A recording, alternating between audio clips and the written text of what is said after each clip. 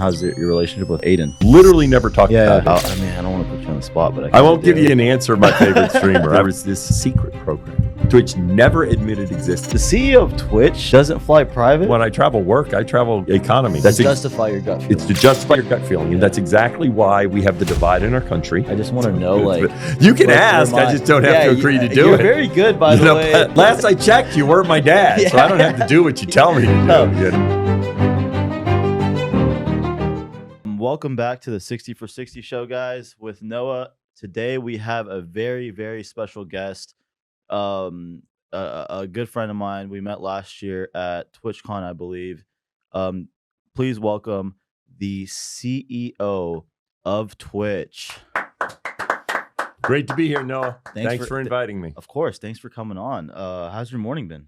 Morning's been good. I did some, we didn't do any small talk. So, so I played pickleball this morning. Oh, nice. Mm-hmm. Where do you play? There's a certain place? I don't play. I before this trip, I'd only played like twice, I think. And then I'm down here with some friends and they like to play. Really? So they found a court and I've got meetings all the rest of the day. So I said, if they wanted me to play, I have to do it early in the morning. Okay, nice. Well, I appreciate you clearing out your schedule for me. Yeah. I know you're very busy. It's all good. Speaking of pickleball, a good buddy of mine, he runs the pro team here in Austin. I didn't know you were a fan. Next time we play, I'm going to invite you.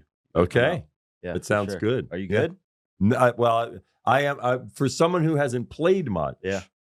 I'm good for someone who hasn't played much, but I'm not good in the greater scale. So we played the other day at Pickle Ranch, and you see these people that are good, and it's like a serious different level, you know. Okay, nice. But for someone who hasn't played much, I'm good. I wouldn't say I don't think I could relate to that. I wouldn't say I'm the best pickleball player. Okay. But I'm pretty competitive, so I like to pick up on things. But I feel like we'll play next time. Yeah, we'll play definitely. Because you leave today, right? Yeah, I leave tonight. Where are you headed to? I am heading home to Southern Washington, which is where I live. And then because you were here, you were in Austin for quite some time. Yeah, I was here for roughly about 4 weeks. What brought you down to Austin? So I went to grad school here. Yeah. My wife's from here. Our family lives here. And I have a bunch of friends, some friends who still live here. So I did it last year and did it again this year where I came down for South by Southwest. Yeah. And then rented an Airbnb and stayed and just worked. I've still been traveling a fair amount. I had to go to LA last week. I had to go to Seattle the week before. Yeah. So it's actually quite busy when I'm down here because I'm in meetings like all day. Yeah. But then I have friends down here, so then I do stuff at night. So it's actually kind of tiring. Nice. Austin, honestly, I would say it's like probably one of my favorite cities in the country right now. Yeah. Like I still love New York, but Austin's like getting up there for me. So it's like anytime I can spend some time, because I have to travel a lot for work too. Yeah. So anytime I can just spend time out here and just like take a step back and just relax. Yeah, it feels good. But you went to undergrad at UT, right? Grad school. Went to grad school. Went to undergrad at Duke. Yes, that's right. Absolutely. That's right. Good time of the year for them. Yeah, absolutely. Are you excited for that game? I am. My timing is where I'm actually going to be back because I have to go home because my daughter's doing an art show. Nice. And then, and I knew I was like, oh, Duke might be in the Final Four, which is in San Antonio. Yeah. And then I come back because I have my car and I'm driving home. Yeah. Because I have my dog down here, so I actually am flying. I won't be here for the semis, but if they get in the finals, I think I'll make it. Nice. That's awesome. So you drove all the way from Seattle. Mm-hmm. And from Southern Washington. Was it Southern Washington? Sorry. So was it like a RV type of trip or? I have a Sprinter. Okay, nice. And it actually, so I don't mind driving. Yeah. Okay. And the nice thing about the Sprinter, I had my dog with me, and I left after work, and then I drove 7 hours, and then it was like 1 a.m, and I literally just pulled off at a random spot on the highway. Yeah. And then hopped in the back, slept. Woke up 6.5 hours later, got in the seat, started driving. Yeah. Drove to 1 a.m. Now I was at a random spot in Texas, just like, really wherever. Hopped in the back, slept, woke up. And the thing I realized, because I don't mind driving. Yeah. Now, if I had other people on the trip, I couldn't have done it because then you have to negotiate like where you're going to stop, when you're going to stop. Like there's all this negotiation, and I was by myself. So I was like, put on whatever I want, you know?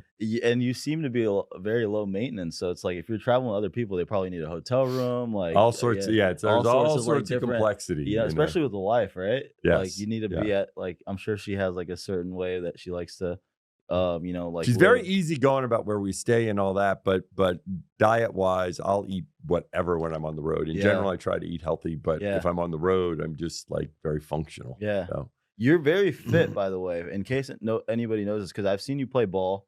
You're saying you're playing pickleball. You were born in what, New Orleans? Born in New Orleans. New Orleans. You're 61?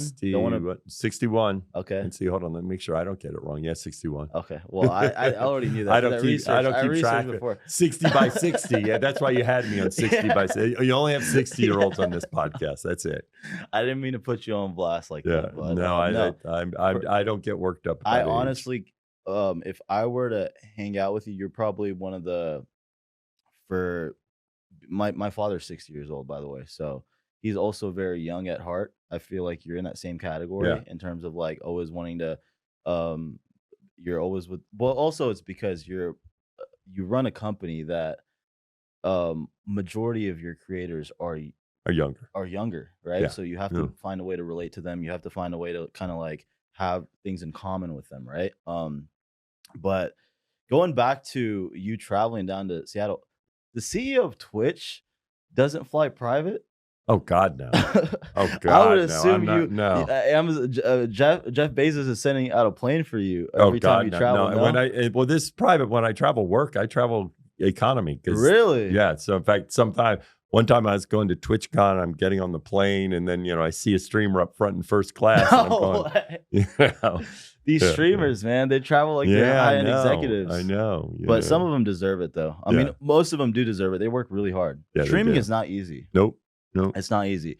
Which goes into my next question. How do you manage to run a 9-figure, well, you guys are valued at what, $3-4 billion right now? We don't have a valuation since we are part of Amazon. Okay. All right. So I think you guys bought the company. Amazon bought the company for $1 billion, but it was much smaller then. Okay, nice. And I'm assuming you guys have grown since then. So. We've grown since then. Yeah. So how does somebody run a 10-figure business, and you are also a creator, right? You stream consistently. You stream probably more than a lot of the streamers that I'm friends with. No, that's not true. Yeah, that you is do. Emphatically not true. You are very consistent when it comes to creating content. How do you manage your time? How are you able to, even today, you're here today, like creating content, like walk me through your day. Like, how does that look like? So the interesting thing is people always, they talk about work-life balance, and part of it is if you enjoy what you're doing, then there isn't like this separation, right? And luckily my metabolism is such that I have a lot of energy. And so my normal day, I get up and I usually go for a run. And then usually I'm on calls then all day. Yeah. And like at home, and then I'll often exercise in the evening if I'm training for something, but then I'll stream. Like I don't stream as much as they do, but I'll stream. If I'm at home, I'll stream once, maybe twice a week. And then when I'm traveling and there's streamers around, then I try to work it in, in other words. So like Monday night, I did this jam session at Monk's Jazz Club. That was really fun. That's fun. And so I always try to squeeze something in if I'm traveling with the streamers. That's nice. That's nice. Who would you say is, I mean, I don't want to put you on the spot, but I won't give you an answer of my favorite streamer. I've learned, well, actually, no, I will. Okay, give me top 5. No, I won't give you top 5. I have a way I solve this, right? Okay. So now everyone here knows your day job, right? Yeah. Right. So Sketch is my top streamer. Oh, okay, nice. See? Nice. So I learned Very this. Political answer. I learned this because my kids used to, come on, which one of us do you love more? Yeah. Right? Oh, I don't love either one. But then if it was just one of them, I'd say, oh, it's you. Oh, nice. So now I answer whenever somebody asks me. Yeah. My answer is always them or whoever they're associated with. Nice. So it's Sketch. Okay, nice. Well, Sketch is also my favorite streamer. Yes, there you go. Good. Perfect. We have something in common. Nice. That's awesome. But okay, so and now y'all can clip just the part of who's your favorite streamer. Sketch. Okay, perfect. We'll leave it at that. But I've seen you collab with so many different streamers. Let's not say your favorite streamer. Who is your favorite streamer to do content with? Well, as opposed to favorite, I'll pick what are some of the memorable. That's perfect. What are some of the memorable things that jump out, right? Jump out. So actually, I just did a stream yesterday with Extra Emily. Yeah, I saw that. And she's fun to collaborate with because she's just so high energy. You know, I'm talking about I'm fairly high energy, and I feel like I'm comatose next to her. Yeah. She's like, you know, it's very and she stays engaged with her chat. You know, it's how you talk about streaming being work. And I think that is the community wants to feel like you're engaged with them. Yeah. Right. And that's one thing. Like yesterday, I was just kind of having fun, but Emily was like, very focused on making sure she was staying engaged with the community. Yeah. And I think that's what a good streamer needs to do. And it takes energy. Yeah, it does. It takes emotional energy. I know, because sometimes the one thing I realize is I'll stream and I'll be doing an IRL stream, walking around, and when I go off the stream, it's like, oh, now I can breathe, because if you're on the stream and you're reading chat and you're moving around and all that, you feel like you have to be on. Yeah, it's looks a lot easier than it is. A lot of people think, I mean, I can put myself in that category where I'm like, I see a streamer, I'm like, I could do that. But I'm like, I see what streamers go through before they go live. And it's like, I mean, even right now, and this is pre-recorded, so there's going to be edits and whatnot. For the most part, it probably won't be, but like you just saw me, like I was getting anxious. Well, right? I think the thing also that people often, different people have different temperaments. Yeah. And for those people that take to streaming, I actually think while it is work, it comes natural. Like when I started streaming, it wasn't work. Yeah. Right. I could, it was fun. I'd enjoy it. It was natural. For other people, it's actually a bit more stressful because you got chat going, you got this. And so, and I think when it's that way, it's tough to do. It's tough to be a streamer. So I don't think that I think some people are more physiologically suited for streaming. I think some people are more suited for short form content. It's not that every creator. In fact, I often talk to try to figure out, because I don't think every creator should stream. Really?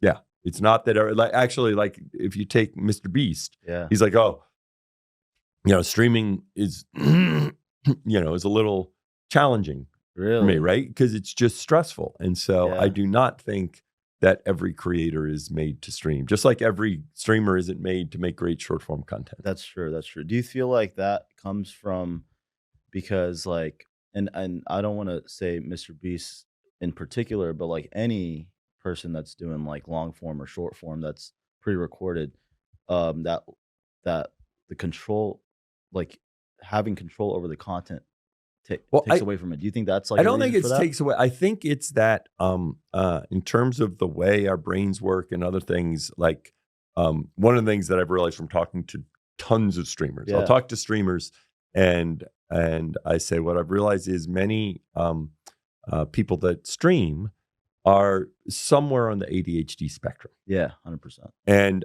it's one thing that I had realized that I never thought of myself as having ADHD. At all in my life. And my kids used to, both my kids identify as having it. And they're like, oh, Dad, you definitely do. I'm like, no, I don't. And then after talking to streamers, and about a year ago, I realized, and I looked back on my life at different points, and I realized I emphatically do. And I think one of the massive misunderstandings is that I think the name is actually fundamentally a problem because it uses the word disorder. Yeah. And what it focuses on is the things you can't do, not the things you can do. Yeah. And what I've realized, and when I look back, this is a skill of mine, my brain can process multiple things at once. Yeah. So if we were sitting here streaming and there was a chat there, I could be having this conversation with you and I could be reading chat at the same time. And then I could continue this thought and say, by the way, Johnny, no, that's not the case. And then I could go back to this conversation. Yeah. And so the ability to kind of process multiple things. Yeah. And so when you're streaming, you're gaming and you're reading chat and all this stuff is happening.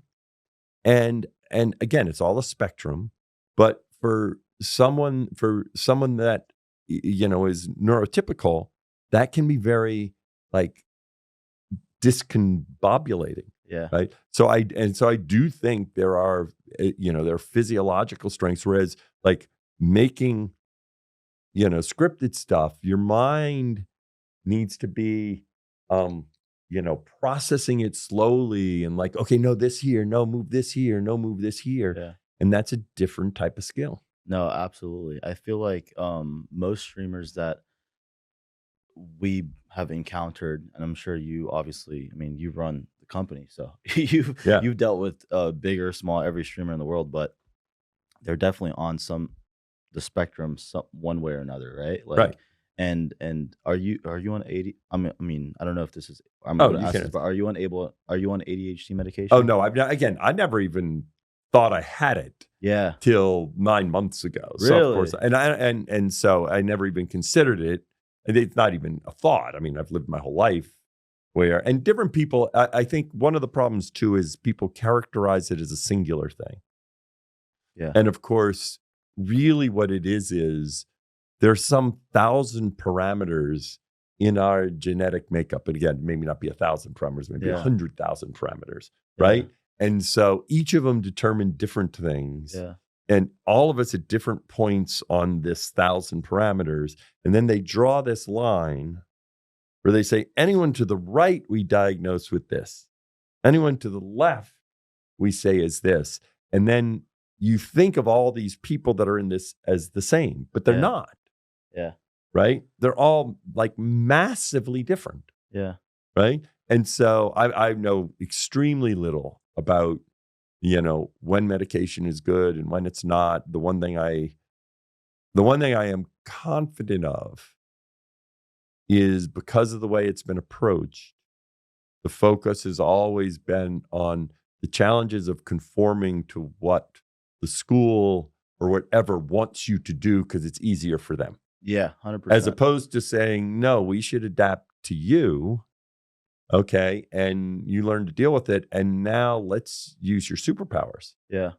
I think the world's shifting in that direction though. Yeah. Like, especially with like the new AI tools and everything that are coming out, like it's helping people like learn in different ways.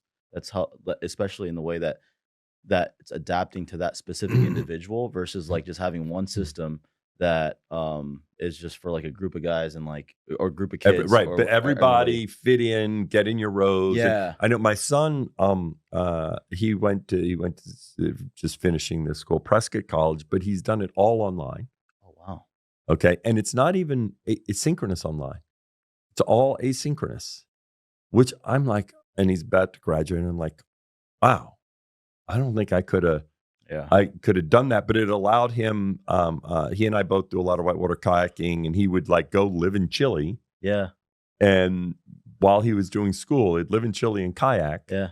While he was in school. So it opened up like a whole, as opposed to saying, no, you have to be here and then you have to sit in the classroom. And so for him, it ended up being like much better way to learn. I feel like that's like the more Gen Z way to learn, or what's the one after Gen Z? Is it Gen X? No. Gen X is way before. It's some new. It's Alpha. Oh, it's Alpha. Okay. Yeah, Alpha. Because I'm a millennial. Yeah. You're a boomer. I'm kind of a tweener. Technically, I'm a boomer, but it's really like to say because the idea of a baby boomer is the boom after World War II, but I was born in 64. Okay.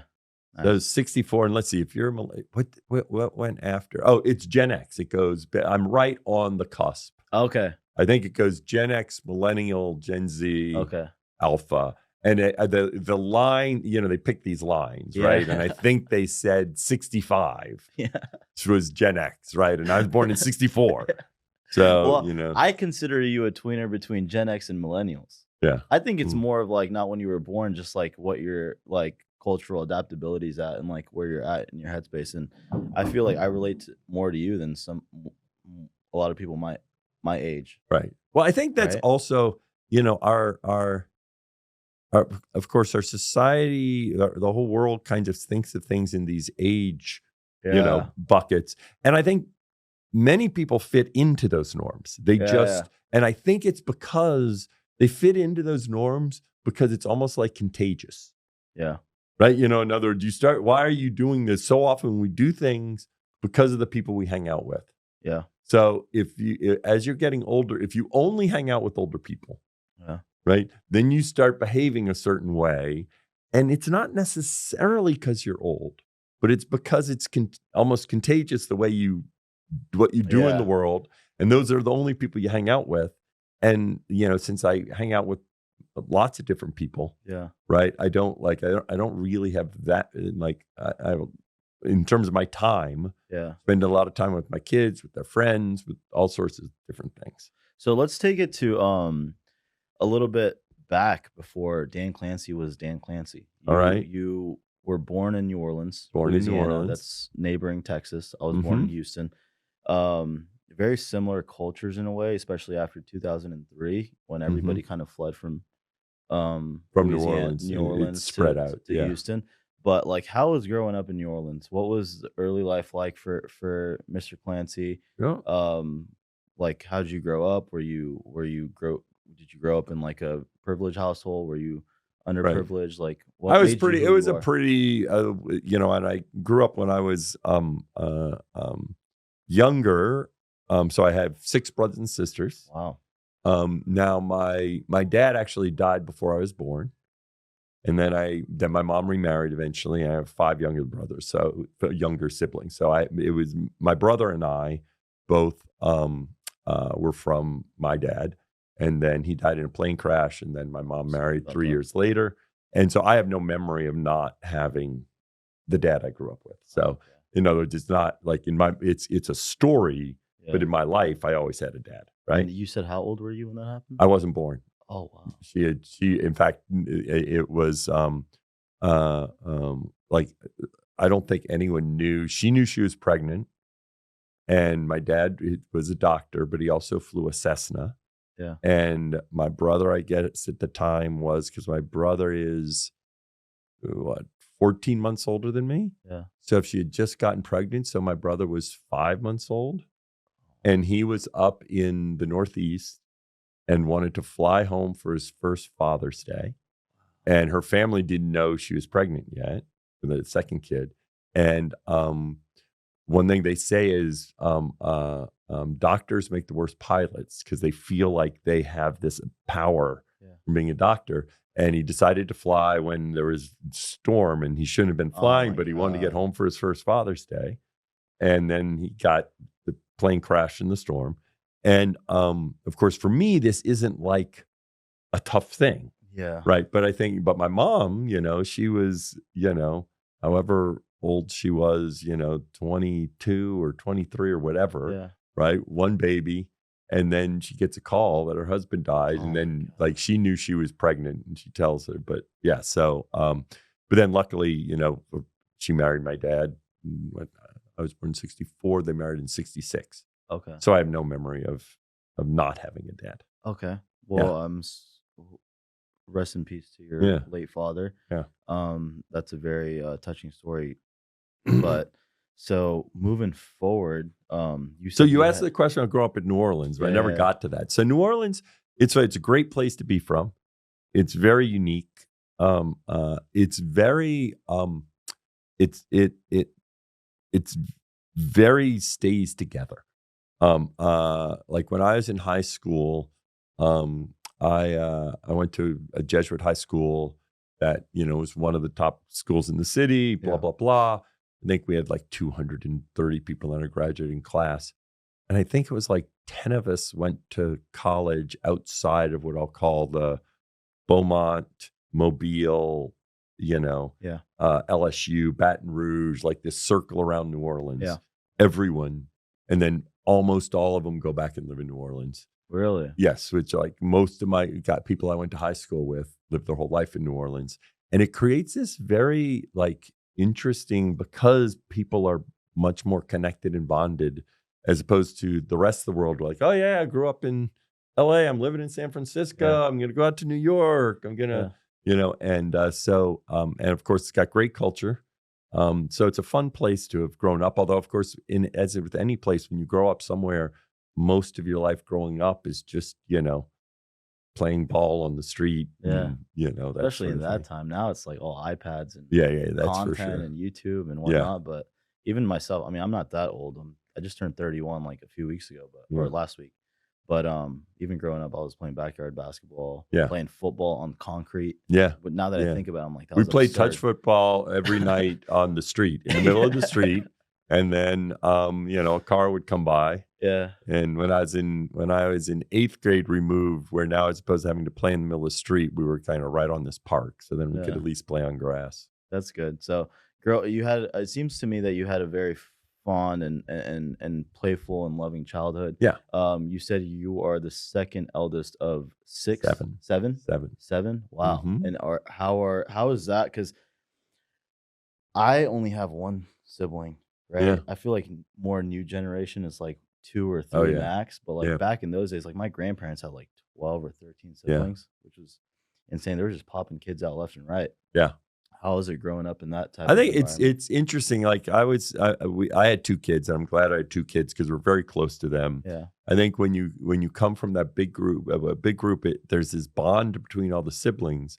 But interesting, the parents, it's a different relationship with the parents, because as when you're 5, 6, 8, 9 in high school, they're busy raising the little kids. Yeah. So like one of my favorite stories is my mom, because, once we get older, like, well, I've got young kids to raise, right? Because she was working her ass off, doing all this with the young kids. And when my brother Bob was in like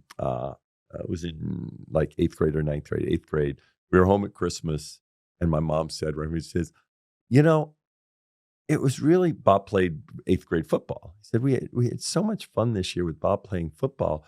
Joe's my brother. I wish one of y'all had played football because we had such a great time with Bob going to the game. And I said, Mom, I did play football. She said, no, you didn't. I said, no, I emphatically played 9th grade football. I said, I took the bus home every day from practice. Y'all didn't pick me up. And I think y'all came to one game. She said, no, you did not play football. I said, I definitely played football. Yeah. She had no memory whatsoever that I played football for 1 year, I'm sure she had her hands full. I'm sure she remembered, but she just had her hands full, right? She had her hands full, which is fine. It didn't bother me. Yeah. But it is different because, like, I coached my son in basketball, and like I know everything that my kids did. Yeah. I was at every play, everything. Yeah. That's awesome. It's awesome how I feel like, I mean, maybe I just have really bad time management, but seeing you like hop around and like even still being involved in like your family's life. And I know we're interviewing you, and like most people, when they sit down with you, they want to talk about like business and we'll get into more of that, but like Twitch, what the heck? Like what's next and this and that. But I really like to get to know like the more personal side of like the individual that I'm sitting down with. But it's actually amazing to see like how you're able to juggle your time, especially with your kids. And maybe that's why you decided to, like, oh, I only want to have 2 kids so I can give more time to them, right? Because if you had 3 or 4, I'm sure it would have been harder. I would have been happy. I mean, it's one of those things that it just happens, right? For sure, of course. And it all works out. It's a blessing from the man above. So it's like whatever's meant to be in that aspect. But so you went to, you said Jesuit High School. Yeah. I'm assuming you got a full ride to Duke, or how? No. My family, because Duke doesn't really have many scholarships. Yeah. My family we're blessed because we had a what I'll call soundly middle class upbringing for a while, but then my grandfather had started a company that did drilling out in the Gulf of Mexico called Booker Drilling. And then when I was like in 9th grade, he had passed, but my uncle had taken it over and had grown it, and then they sold it, and then that provided enough money because then it got distributed because my mom owed like a 12th or something like that, or some percentage. And so then in terms of that, as opposed to having to take out loans, right, they had enough so they could pay for me to go to Duke, which was a blessing. Because otherwise I would have had to juggle with loans and all that, because to the timing I think it happened like 3 years before I, went to college. Yeah. Right. And, so up until then, we were very, we were jam packed. And then it was still a very, because, it wasn't like so much that, now, but it was enough that like, yeah, I'm fine. And I feel like, I always knew there was, a place I could go or a safety net. Yeah. How was your high school? Were you working throughout high school? No. So just straight focusing on school.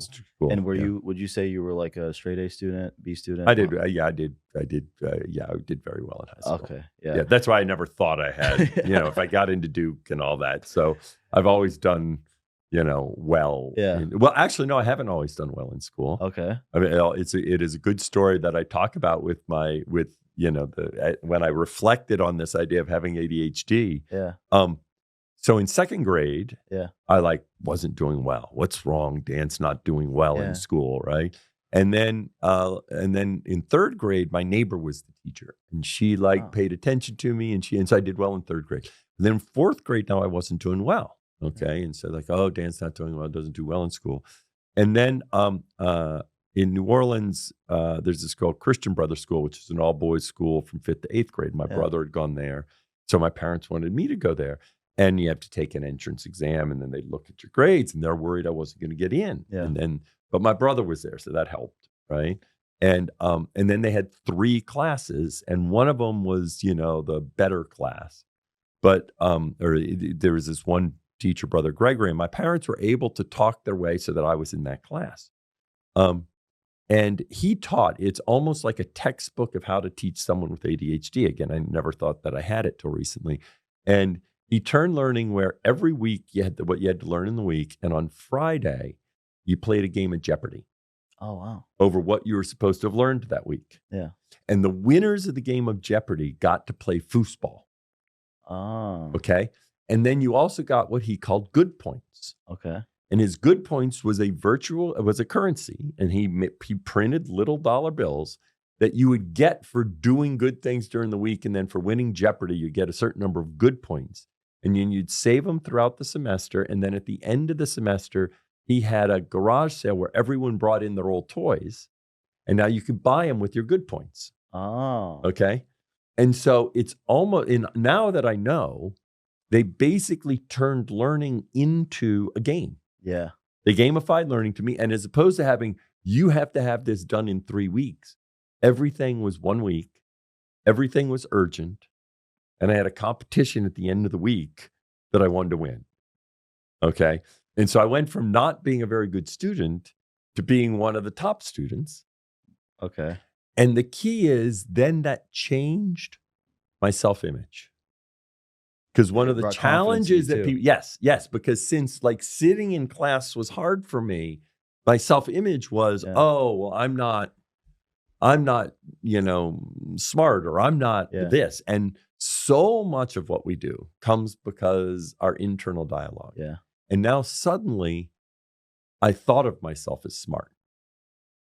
And so now, through other things, I was able to handle a more traditional, because my self-image was, I'm smart. And then that made a difference in everything else in high school.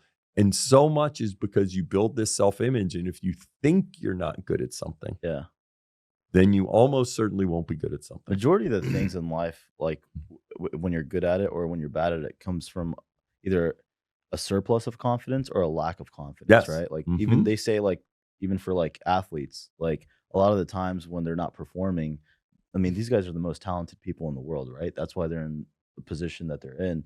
It comes from if you're not making a 3 or they're in a slump, it's because of a mental. I absolutely, this idea, people always question, are there slumps? Are there, do you get hot and that sort of thing?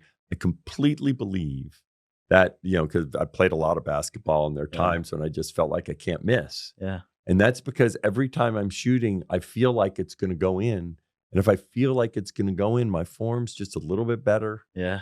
Everything's just a little bit better, Did you play, you mentioned you played football growing up. Did you play basketball for a team? So I played basketball growing up, but then my story with basketball was so I played freshman football, but basketball was my real love. That's what I really wanted to play in high school. Yeah. But I was very not timid or not really outgoing. And for whatever reason, my freshman, usually they had an announcement because they had tryouts for basketball, but I was playing football, so I couldn't try out for freshman basketball. And every other year I was there, they had an announcement that says anyone who played freshman football, freshman basketball tryouts are now, like a month later. Yeah. But I don't know if I missed it or they didn't have it my year. So I didn't play freshman basketball. But now I wanted to play JV. But of course, there was a whole group that had played freshman basketball. Yeah. So, and I was just borderline. So I tried out. I didn't make it. Okay.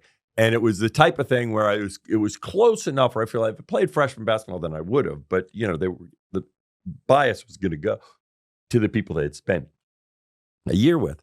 I came home all bummed because I had been practicing. I wanted to play basketball. I've been working on my shot. And then my brother, who was really into theater, said, well, Dan, why don't you come try out for this play? Yeah. Okay. Down at a local school. And I was bummed because like, what am I going to do now? Sorry, I don't mean to this is my older brother, 1 year older than me, because he was like, I want to do theater. I want to do theater. And he's done theater his whole life. And I was like, all right, I'll try out for the play because it's kind of bummed to give me something to do. And then interestingly, then I got totally into theater and musical theater. And so for every semester until my junior year of college, I was in a play, and I was like the president of the high school drama club. I was the president of Duke's drama club when I was there. And I still was playing a lot of basketball. So like I played a ton of intramurals basketball, and I played basketball my whole life. But I never played for a high school team, although that's kind of where I'm at skill wise. I'm kind of like in the realm of the people that, you know, you played for a high school team, but you know. No, I've seen you play ball. You could throw down for sure. Yeah. You know, you were giving a lot of the younger guys a run for their money at the Creator League. So but we got to play a one-on-one. There you go. I think I could take you. Well, you know, you've got youth, you know. Yeah, I have youth. I know. I will tell you the difference. We'll play two different one-on-one games. Okay. One where we're playing 1s and 2s. Okay. And one where we're playing 2s and 3s. I think in the 1s and 2s, because I'm not a good 3-point shooter. I'm a good outside shooter, but I'm not a great 3-point shooter. And if you're a good 3-point shooter.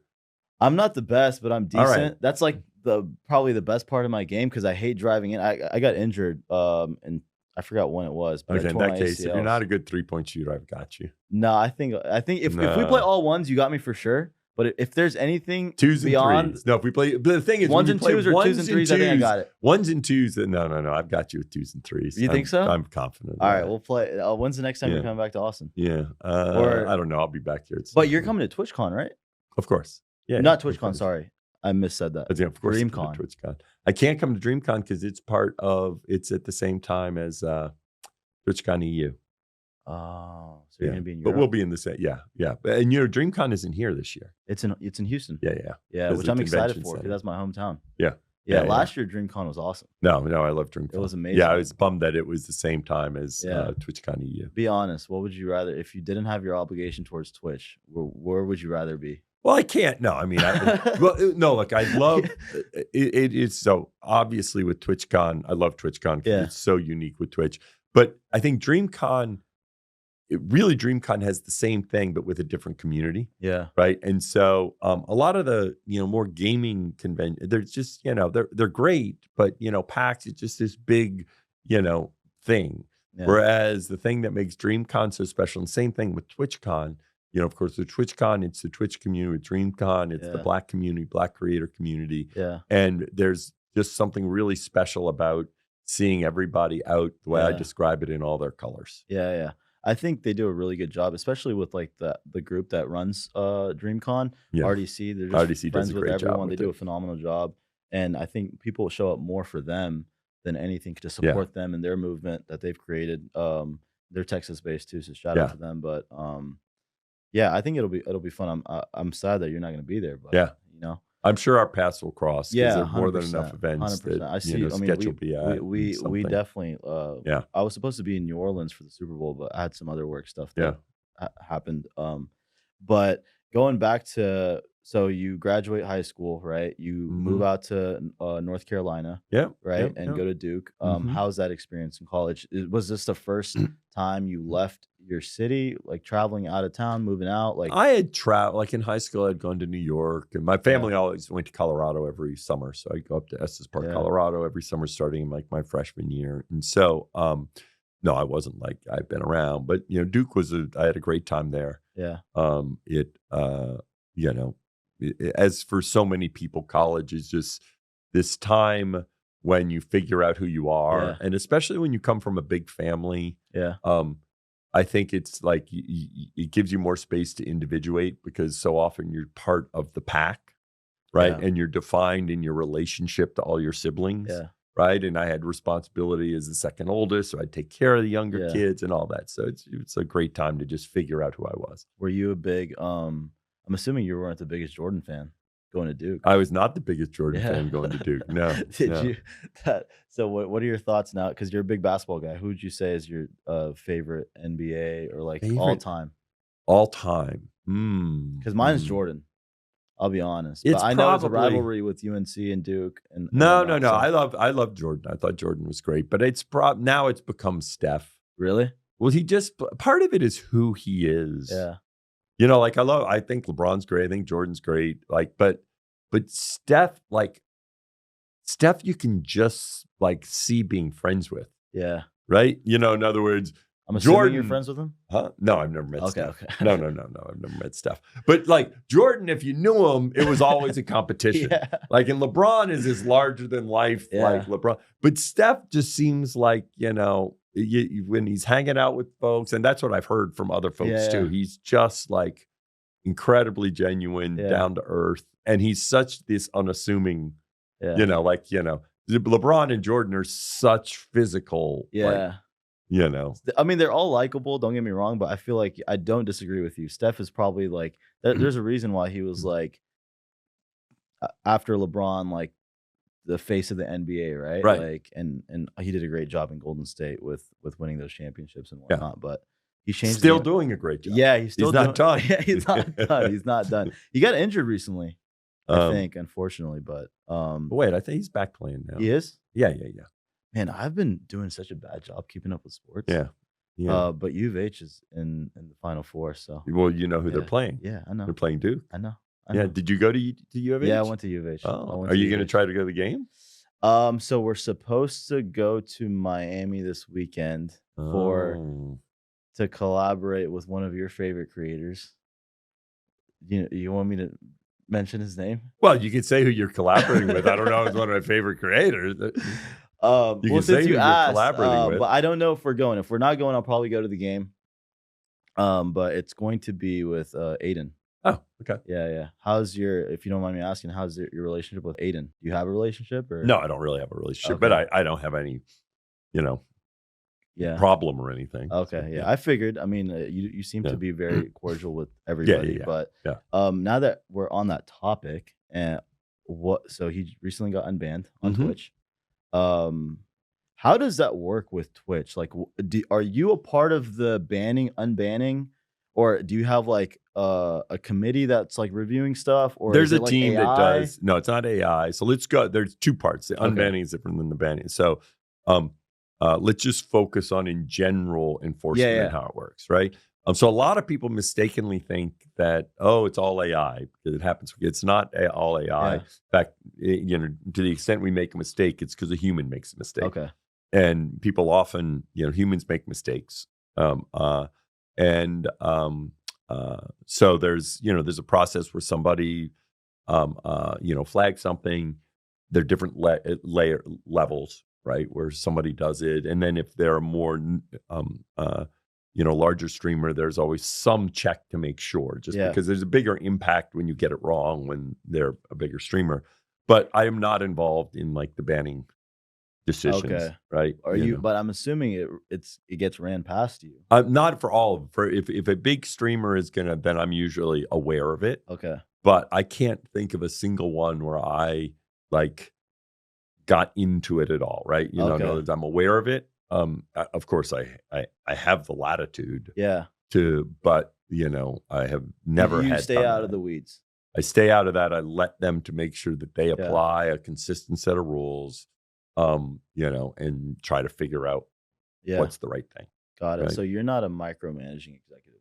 So interesting. I'm not. So I am in like in product stuff. I wouldn't call it micromanaging. I'm in the details. Yeah, and that's a little different, right? So like as we talk about our product features, I'm heavily involved in the details, and often it's because I stream, I actually it's been incredibly helpful in different product features, because I think one of the challenges, it's really hard to be building products for a group when the product manager and the engineers aren't that group. Yeah. Right. And whereas since I've now been streaming regularly, I'm someone who understands product deeply, but I also understand, challenges streaming. So there are various different things where the smallest thing, sometimes I'll in the details and I'm like, no, I'll use an example. Sometimes we create these, which the streamers will get, but the non-streamers won't get.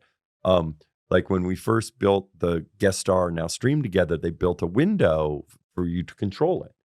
And it's a landscape window. And that's what it is. And later on, I realized, that's really hard, because you're sitting there streaming and you have a monitor and another monitor. The monitors usually are landscape. Yeah. And all the windows are landscape. Yeah. And it's really hard to fit a landscape window with a landscape window with another landscape window. Yeah. Right. And same thing when you're like building what you're going to stream. Yeah. And sometimes you need something that are vertical.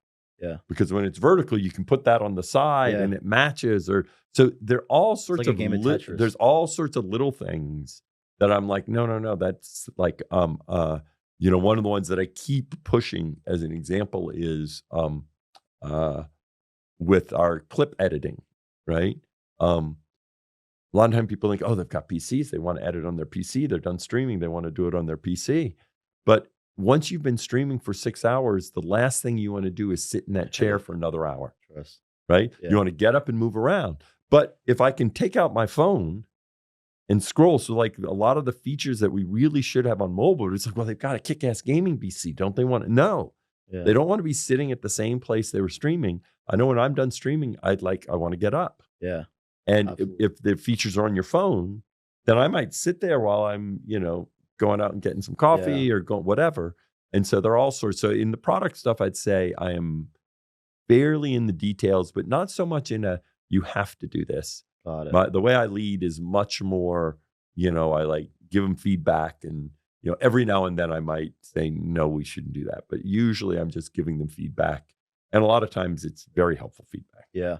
Would you say that you started streaming to help that improve? So I didn't realize I started streaming just to experience it. Yeah. Right. And because I should experience it. I should play with the tools. I should do that now that I'm CEO. I kept streaming because I enjoyed it. Because I don't think if I didn't enjoy it, you wouldn't be doing it would be because people ask, oh, how do you do it all? Well, wouldn't you rather, like after I've worked 8 hours, been in meetings, wouldn't you rather I stream rather than sit there and watch a Prime Video, show, right? You'd much rather that I stream than I watch a Prime Video show. Yeah. And since I enjoy it, it's something that I can, I can do and relax and enjoy myself. Yeah. And essentially it's kind of like helping the company, because you get immediate feedback on any product changes, on anything, right? Like whether it's like UI stuff or even like all sorts different of things. features and whatnot. So, and it just helps you stay in tune with like the culture. Yeah. I feel like there's very few executives. I was watching an interview. I forgot who the creator was, but he's a pretty big creator. I'm trying to think. I blanked out, but if I remember, I'll mention his name.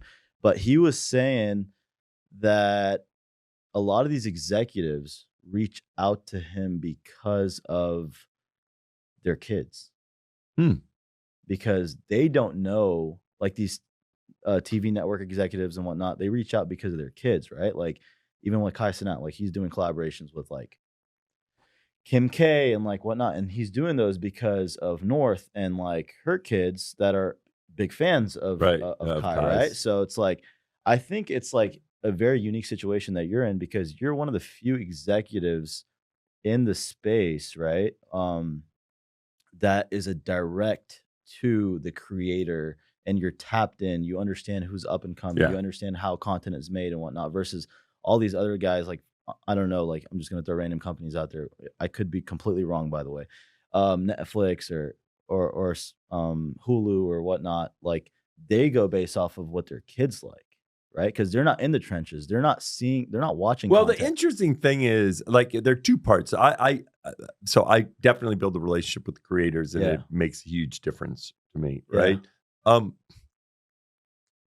But there's a key difference between us and Netflix, because in the end, Netflix is deciding what shows to put on. Yeah. I'm not deciding what streamers to put on Twitch. Yeah. Right. And so it's kind of there, like you can compare it to other UGC platforms. Right. But much like, be it Instagram or YouTube or TikTok or whatever, those CEOs don't decide what's on the platforms. Yeah. Right. Sure. So if I were running Netflix, okay, I would be doing the same thing. Because the reality is, just because I might hang out with, a 25-year-old, I'll use an example. My son, is watching Love Island, right? Yeah. Just because I can hang out with my son, and I can hang out with my son watching Love Island because I'm hanging out with my son, but I'm not going to watch Love Island, okay? And the only way I realized that all these kids love Love Island is by talking to the kids, because I wouldn't be like, wow, this is a great show. We gotta put this on. I would not think that. Yeah. But even seeing stuff like that, at what point do you feel like Twitch is going to make the conversion into like streaming? Because now Twitch has become like a lot of the top creators, they're creating like more high production content, right? At what point do you see it becoming to a point where it's like, okay, Kai's doing the Mafia-thon, there's other creators doing their FaZe is doing their subathon for the month and whatnot. At what point does it come to a point where it's like fully scripted shows are going to be on Twitch? I don't think. First of all, there's fully scripted. There've been more than enough that are what I'll call fairly scripted. Yeah. Right. But I don't know so really, as opposed to thinking fully scripted, the way I always thinking of it is, for every hour of content, how many human hours went into making that happen? Yeah. So now it becomes a number that can go from 0 to 10,000. Okay. So for Avatar, the movie, how many human hours were put in for the 2.5-hour movie? Yeah. I'm sure the ratio was something like 15,000 human hours per 1 hour movie, or 20 or 30,000, right? For some Twitch streamers, for the kind of what I'll call stereotype gaming streamer, right? Wake up in the morning, they think for 15 minutes, oh, what am I going to stream today? All right, I'm going to play COD, right? And then they play COD for 8 hours. So it's like 8 hours and 15 minutes went into thinking what was going on. So it's almost like 1 for 1, right? And so it's absolutely the case. So there's a continuum here. Saturday Night Live, okay, for every joke they tell on Saturday Night Live, they've probably written 20 jokes and they eliminate 19 of them, right? Because that's the nature of that. So it's a continuum. You certainly see lots of creators exploring moving up the continuum. I don't think I don't think the continuums of what's on broadcast and what's on Twitch eventually all merge into one. Okay. Right? Because I don't like as you put lots of time into scripting something, then you want to take advantage of people watching it over and over and over and over again, because it's obviously more beneficial. If like something can be watched for 2 months, a year, 2 years, 3 years, if you take something like that, now Beast Games couldn't have been all live, but suppose Beast Games was all live, or they're going to get a lot more people watching it. If they have a VOD. Right.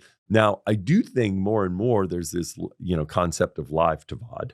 Right, where you're going to say, we want the energy of a live performance. I mean, strangely, sitcoms, right?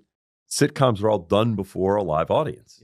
Right? So could you see them deciding to live stream the filming of a sitcom, and then they edit it, and then they create the sitcom? Maybe.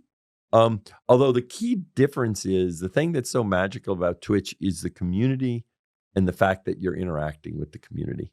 And so the thing is, I don't know, with all the examples you used, the community is a central part of the content.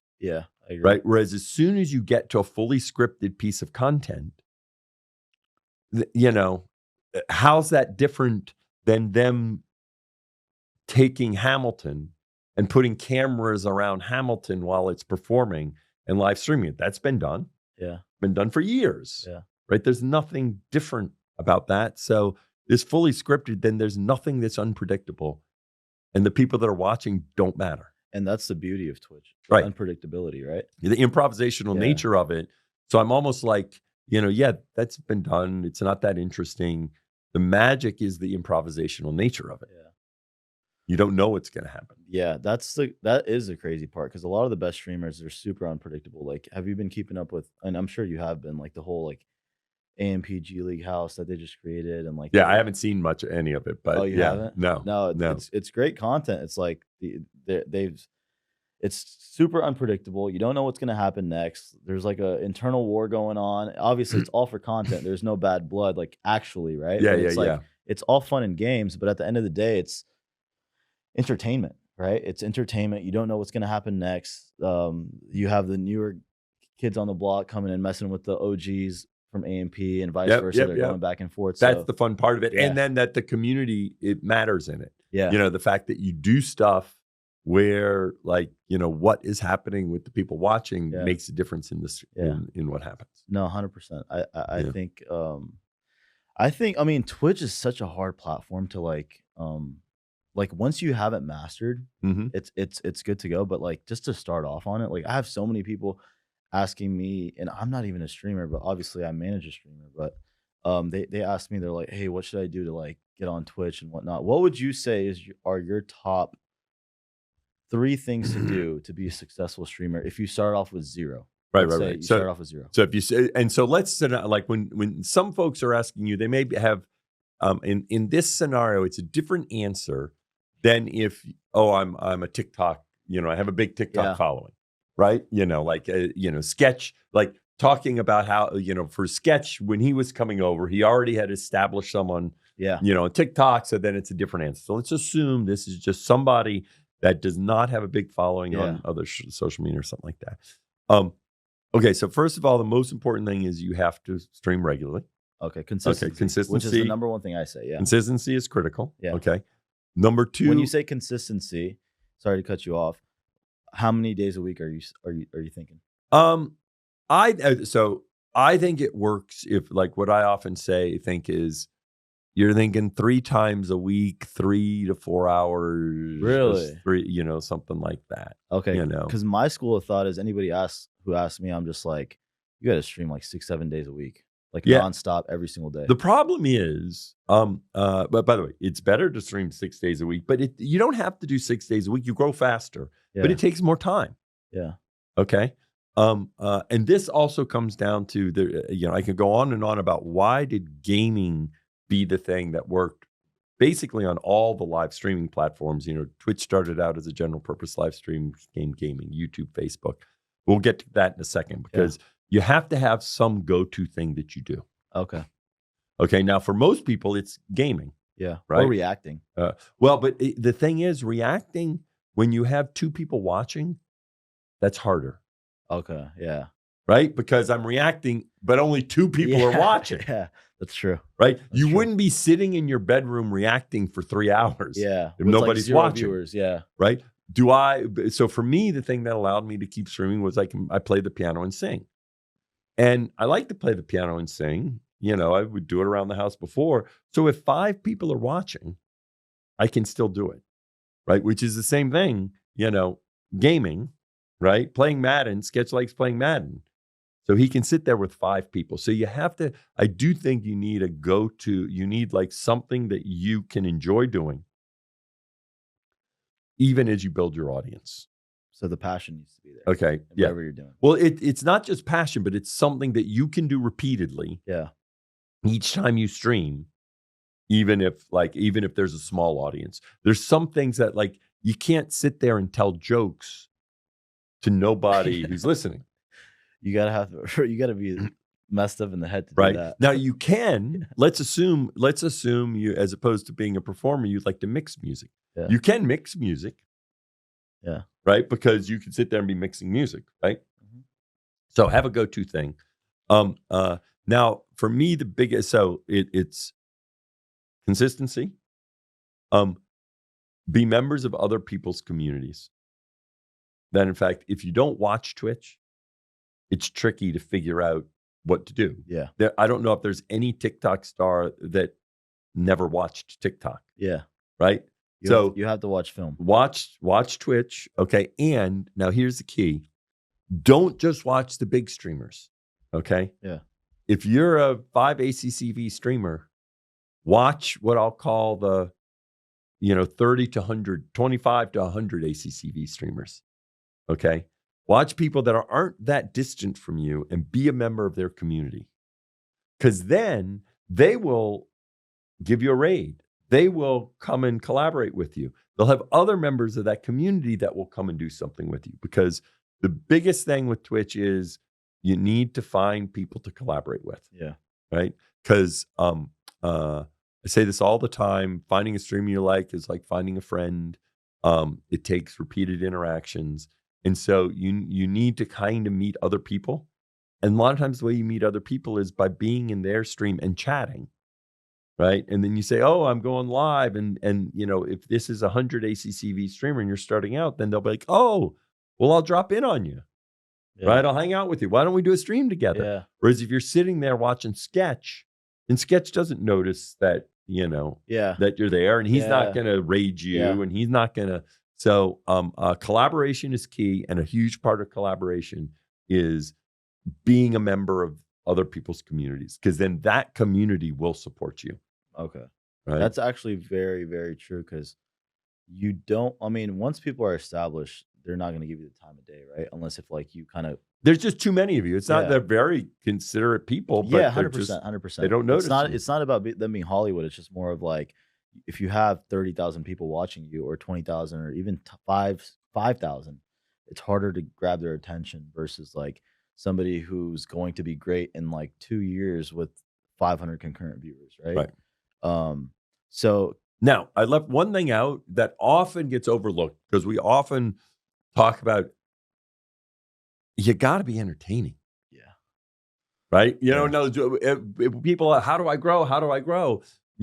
Well, first of all, be entertaining and figure out how your content can be more creative and more different. And so that it's different every time. Yeah. Because if you're always doing the same thing, right, then no, that doesn't work. So, you got to make good content. Yeah. That's what I tell people. The two things I tell people is what you said.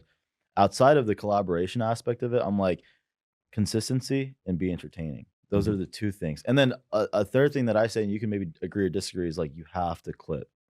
Oh, short form content is, people always would say, oh, but I don't want to.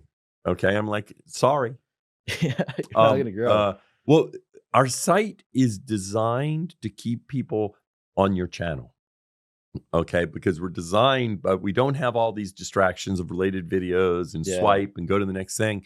And in general, that means people who come to Twitch, they'll watch 4 to 8 streamers in a week. Yeah. Right. And so that's because they spend all their time. That's why Twitch works.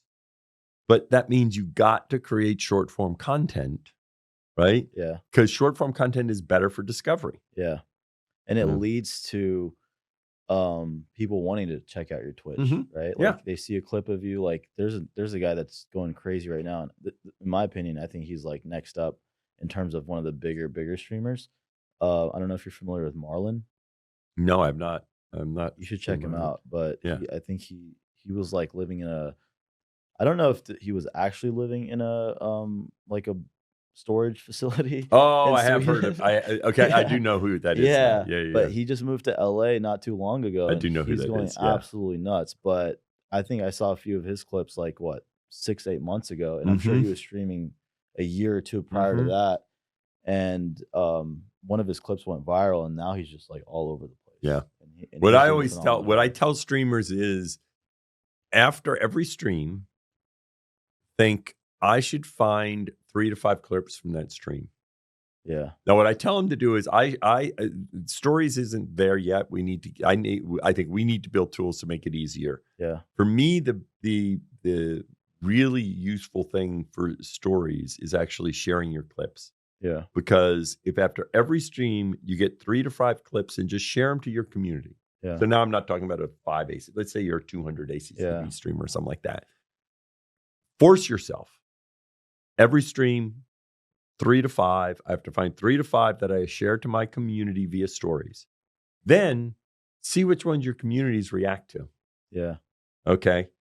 And from that, you might wait a day or two to see of those, because I don't think you have to do 3 to 5 to TikTok or Instagram or whatever, but see how people react to them.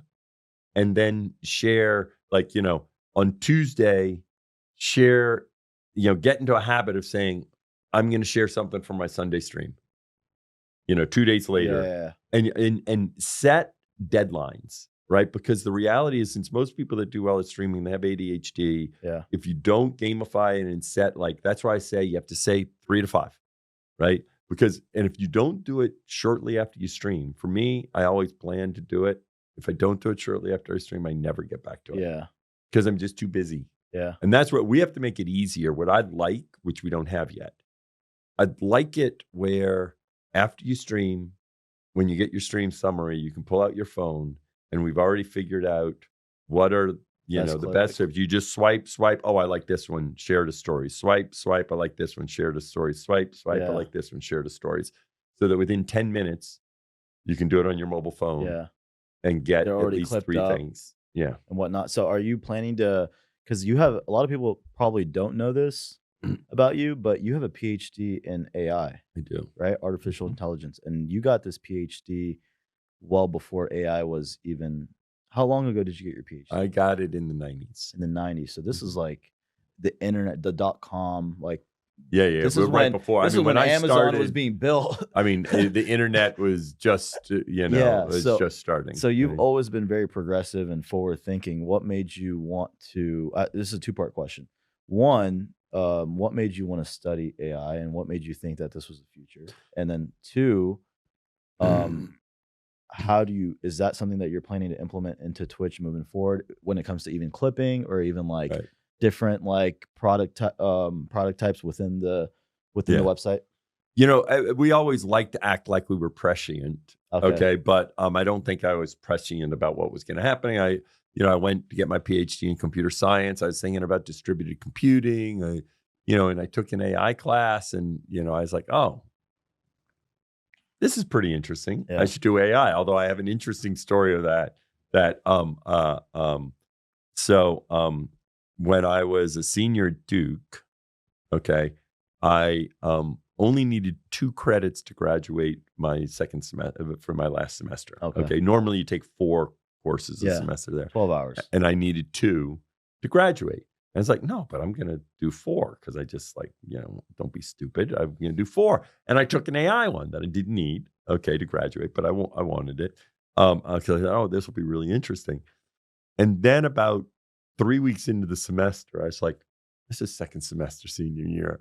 I don't want to be working hard figuring all this out. So I tried to drop the class. Yeah. Because I was like, I don't want to work, I'm about ready to graduate. I'm thinking about what job I'm going to get. I want to have fun. I tried to drop the class. They wouldn't let me drop the class.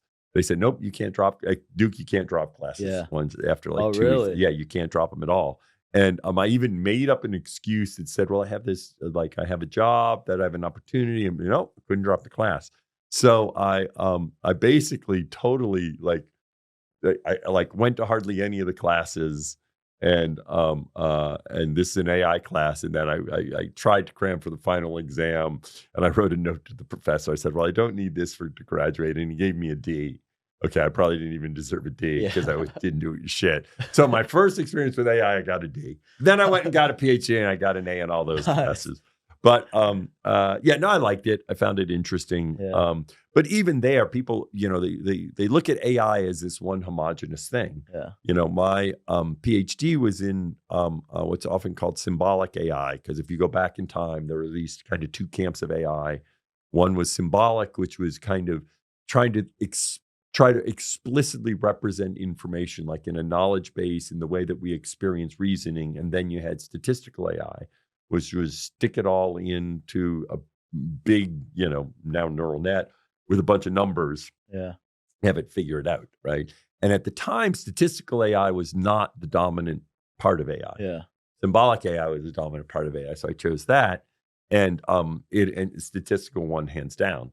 And I realized it, like I picked my advisor, I was doing my dissertation, and by the time I graduated, I was like, yeah, the stuff I got my dissertation, it doesn't matter. Because you make these choices and it's like, yeah. The way I was solving this problem was the wrong way to solve this problem. But since you start something, 100%. But so anyway, so that was the first part of the question. What was the second? Oh, how's Twitch going to use it? Yeah.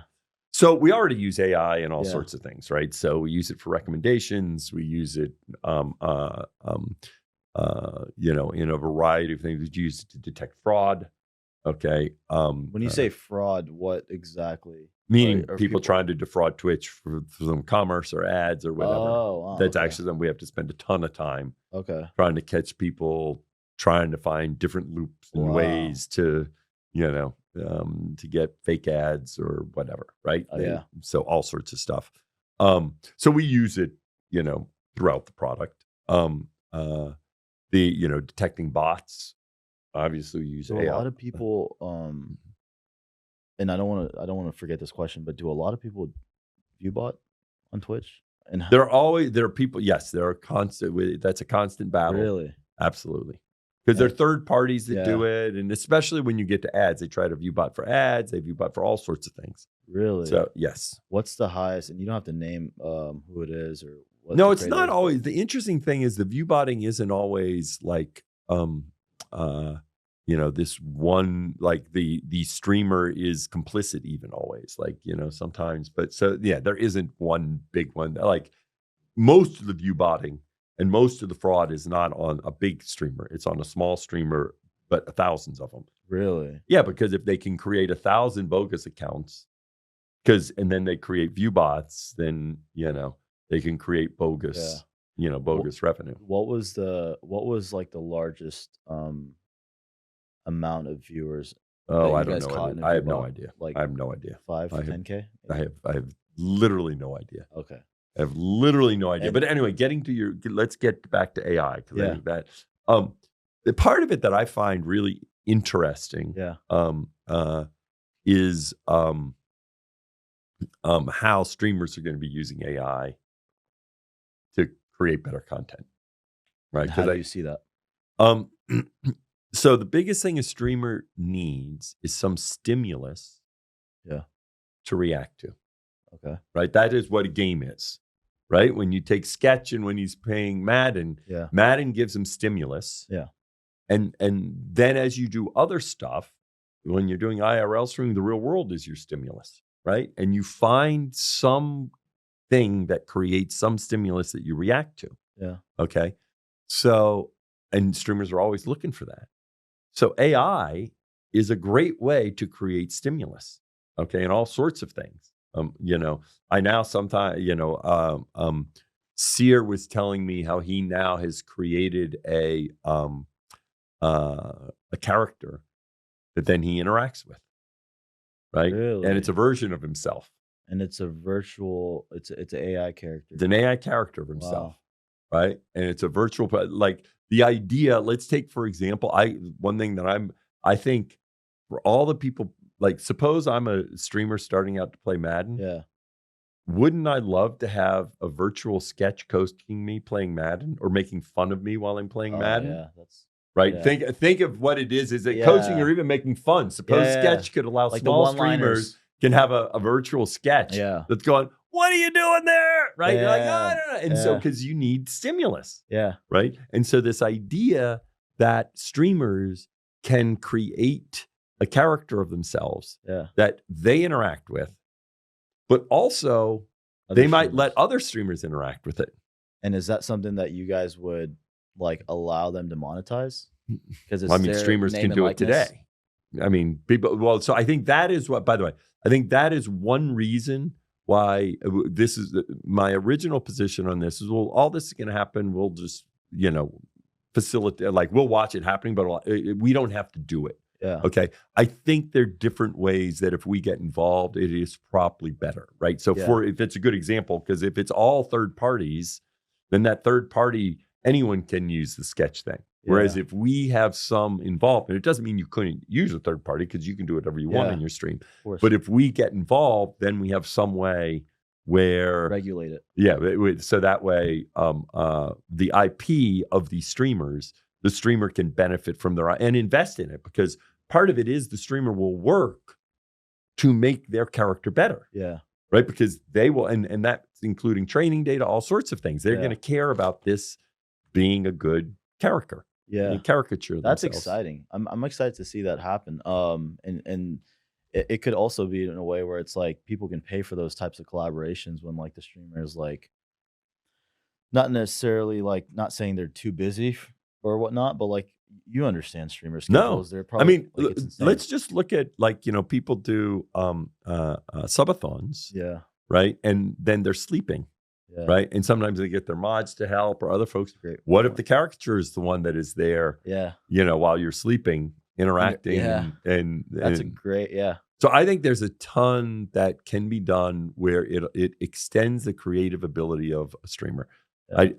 Will people create channels that are all AI? They will, but but those will be novelties. Yeah. Those will be novelties where someone does something cool and it'll and then it'll disappear. Yeah. I don't think people are going to be sitting there just on an AI channel. Yeah. I think it would be cool. That's a good example that you mentioned when they're doing subathons or mafia or whatever, like any sort of like long form, like whether it's like even like a what are the shorter versions called? Not subathons.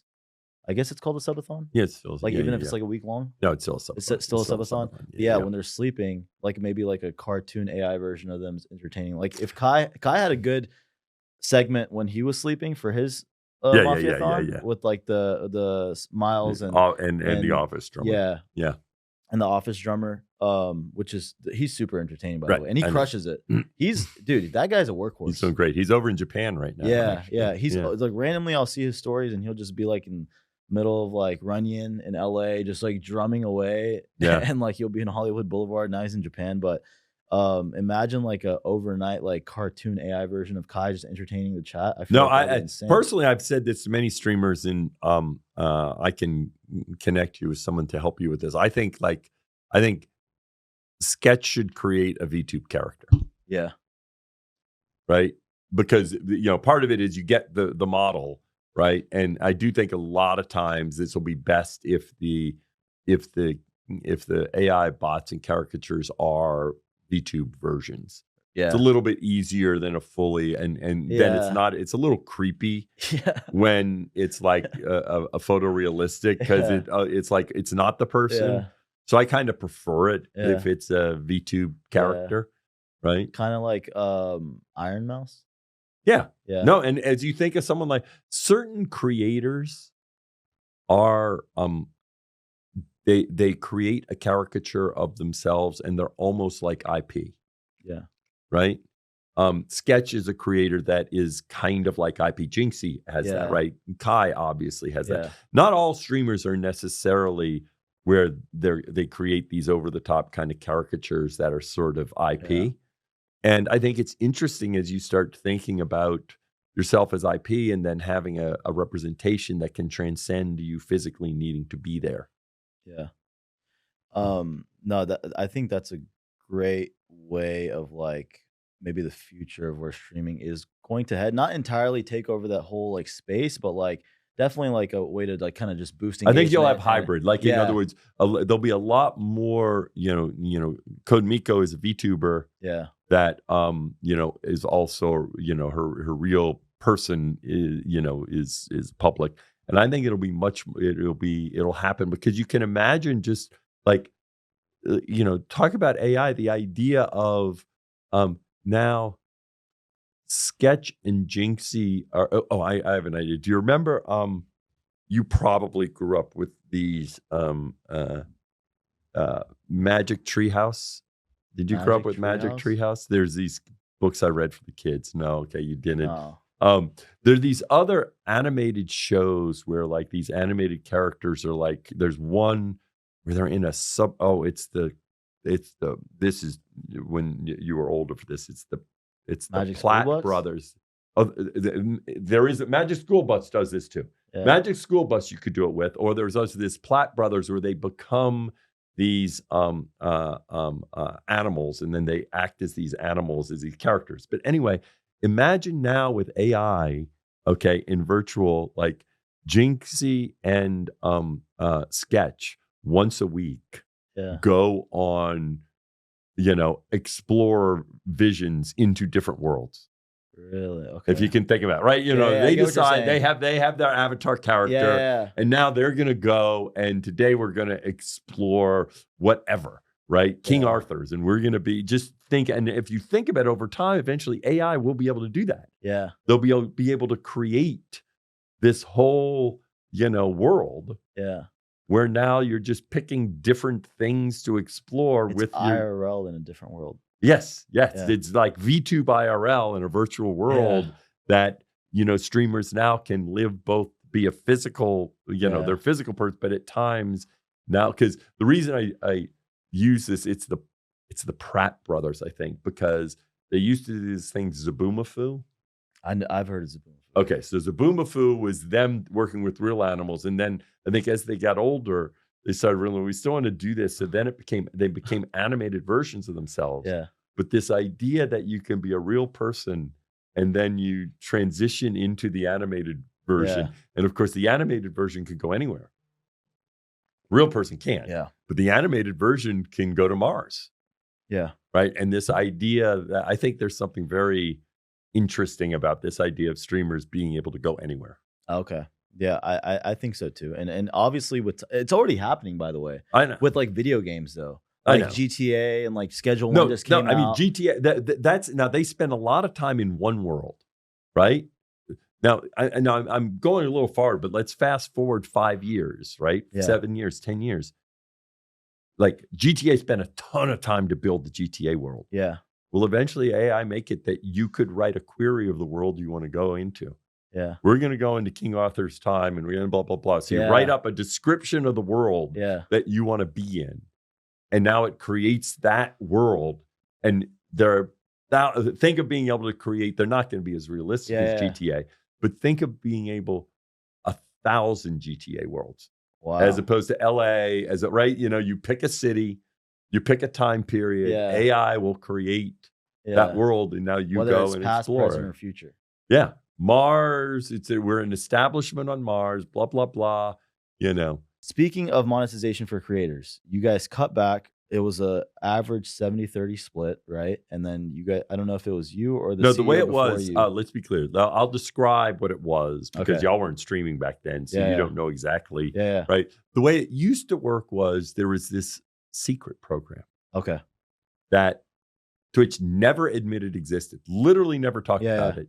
That partners would sometimes get 70-30. The standard revenue share was 50-50. Okay. So it was always 50-50. It was always 50-50. Always been 50-50. But then we had what was called a premium partner where we'd say, okay, you get 70-30 now. But there wasn't any public criteria for it. Okay. Now there were internal criterias, but you would only get it if you asked. Like you had to ask your manager, hey, can I get this? Yeah. Right. Or you had to push or something. Yeah. And now a lot of people got it, but not everyone that and the criteria would change and it wasn't public. We didn't acknowledge it existed.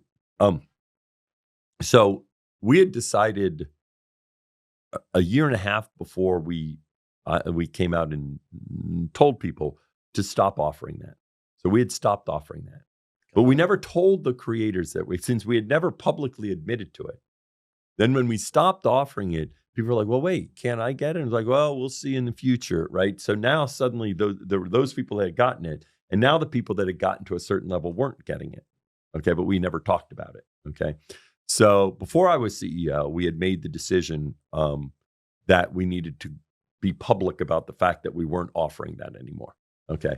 So that was a company decision that, I was very involved in making, but Emmett also, like in the end, he was CEO then, right? So that decision, although I supported the decision. But when we wrote the blog post, for whatever reason, Originally, they were going to the blog post from someone more junior in the org. It's like, you can't make this blog post. I said, no, the blog post should be from me. Yeah. Okay. Hindsight, actually, the blog post should have been from Emmett, right? Yeah, but I said, no, the blog post. So then the first, even though I'd been there like for 2 or 3 years, I wasn't like, most people didn't really know me. So the first thing they saw me was writing this blog post saying, 70-30, that we're getting rid of it. Now, we had already gotten rid of it a year and a half before. Yeah. But that doesn't matter, right? Yeah. So then it was characterized as, I was, painted in that, in that light from having been the one that issued that.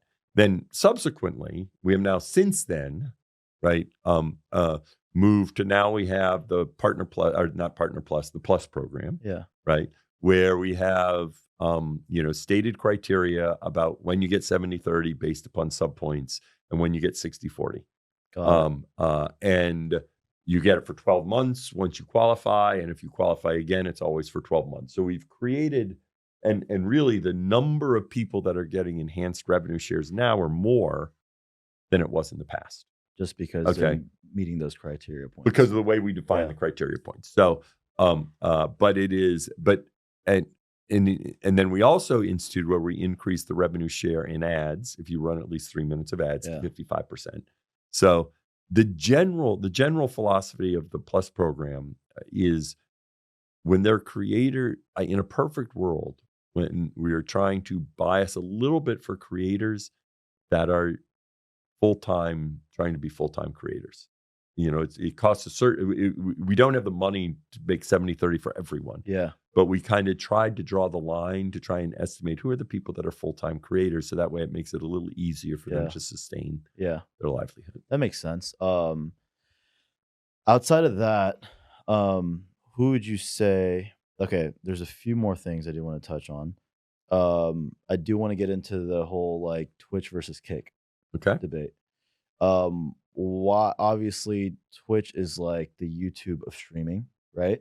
And Kick is obviously still a great platform, right? We don't want to bash anybody. They do a good job.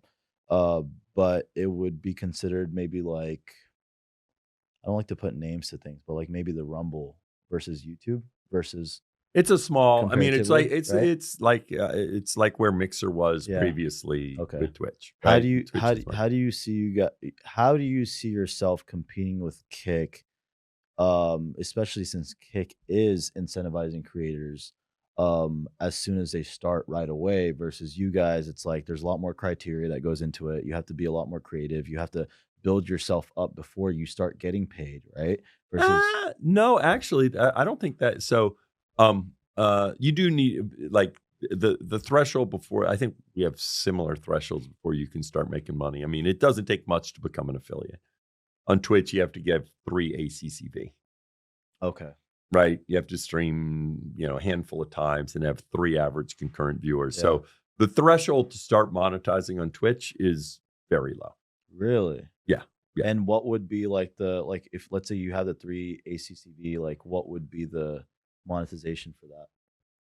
Well, here's this distinction. I mean, it's not, you get paid based upon what you do. You get paid based upon the subscriptions, people who subscribe to you, people who give you gift subs. Yeah. People who, I think the difference, so as opposed to thinking that it's what their approach, which is the approach that other competitors have done, is saying, oh, we will offer deals to people where we pay them more than what they would are naturally making on our platform. Okay. Of course, that's what YouTube did with, all of the streamers that, Val and Ludwig and Lily. Actually, Speed, it wasn't with Speed. Speed was different. He had gotten, Speed's a different story. But with Lily Pichu, Tim the Tap Man, so that approach isn't the first time that approach is. Mixer used that with us with which we got Ninja, and Shroud. And so this approach of go ahead and try to sign Twitch streamers, and get them, and you're gonna pay them where you lose money on them streaming on your platform, with the idea that it'll grow your platform. Okay. What we've seen, and again, this is the 4th entity to use this approach. Is you can get folks to come over. I'm excited that they're, making more money. And some of their viewers may go to watch them, but you don't start a flywheel of other streamers going over, because the only ones that go over are the ones that you are paying more than what you make from them. Yeah. So every time you sign it, you're losing money on it. Okay. And what happens is once you stop offering those deals, which invariably everyone stops offering those deals, they come back to Twitch. Yeah. Right. So, Nick Merckx went over to Kick, got his money, came back to Twitch. Yeah. Right. On YouTube. Yeah. The list is a long list, whether it's YouTube or Mixer or Kick. And a big thing that we did was that I was the one that pushed. We used to have, if you were a partner on Twitch, you couldn't stream on any other platform. That was our exclusivity clause, which meant that once you went over, you were you lost your partnership, and partnership is sort of this badge of honor and everything else, right? And we got rid of that, okay? Because I think that was the wrong thing for the industry. I think in the past, when we tried to compete to stop people from going, all we did was serve to keep the live streaming market smaller.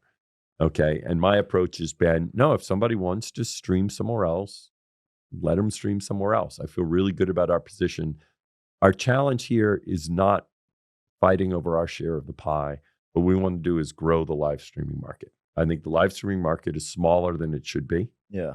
And so now our approach is, if you and you can still stream on Twitch some, so XQC was over Kick and he'd still stream on Twitch some. Yeah. He's still a member of the family.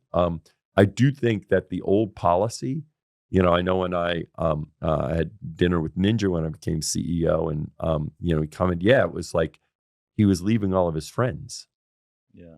When he went over to Mixer, right? And that was tough on him, and he felt like Twitch, kicked him out. As opposed to saying, all right, Ninja, good job. Yeah. You just made a bunch of money. Yeah. At one point, and now they're all back on Twitch. At one point, the one thing that the top 20 live streamers on YouTube all had in common was they all started on Twitch. Yeah. Right. And so we see that too. And if we're the platform where everybody comes back to as soon as you stop paying them more than what they make, then we're going to be doing just fine. Yeah. That makes sense. I think that's kind of like the main thing that everybody comes back to Twitch for, is that their friends are all on Twitch. I was talking to, going back to even Adin, right? He got unbanned after 2 years of not being able to be on Twitch, which kind of led him to get involved in Kick and whatnot. And he's doing a great job and he's crushing it. Obviously, he's one of the pioneers of live streaming. But I think one of the main things that helped him when he got unbanned was that now he could collaborate with his friends, right? Yeah. Even though he's going to continue to stream on Kick or whatever it is, but it's just more so of that unity of your communities colliding and your friends coming together and just doing because like you said in the beginning, it's as a streamer you have to have people to collaborate with, right? No matter what, big or small, right? Because you join forces, it becomes more entertaining, and you have these creative minds bouncing off of each other. And I'll keep going back. I think, and I do think the old policies, was limiting in this.